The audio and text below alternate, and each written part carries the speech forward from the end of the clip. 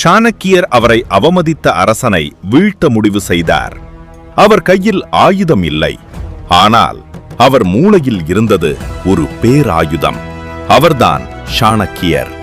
இந்திய வரலாற்றில் அழியாத பெயர், ஒரு சிந்தனை, ஒரு தந்திரம், ஒரு புரட்சி. 4ஆம் நூற்றாண்டு ஒரு எளிய குடும்பத்தில் பிறந்த ஒரு சிறுவன்.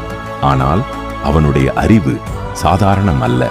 அவர் வளர்ந்தது அறிவின் மையமான தக்ஷசிலாவில். அங்கே அவர் கற்றது அரசியல், பொருளாதாரம், யுத்த நுணுக்கம். ஒவ்வொரு அறிவையும் ஒரு ஆயுதமாக மாற்றிக்கொண்டார்.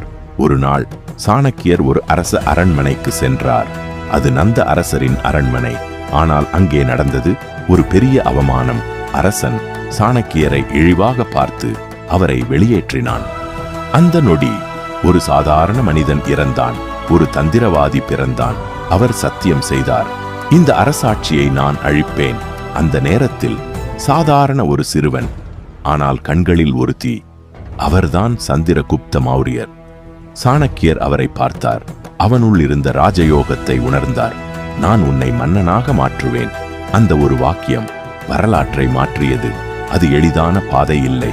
பயிற்சி, படை அமைப்பு, திட்டங்கள், பல தோல்விகள், பல தடைகள். ஆனால் சாணக்கியர் நின்றுவிடவில்லை. ஏனெனில் அவர் நம்பிக்கை.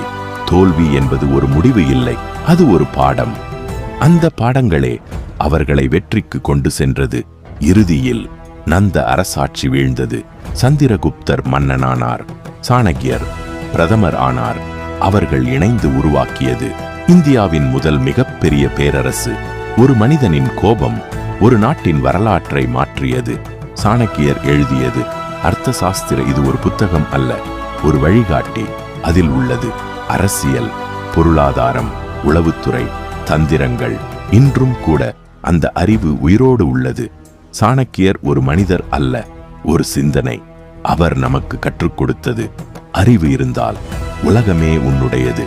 இந்த கதை உங்களுக்கு பிடித்திருந்தால் லைக், ஷேர், சப்ஸ்கிரைப் செய்ய மறக்காதீர்கள்.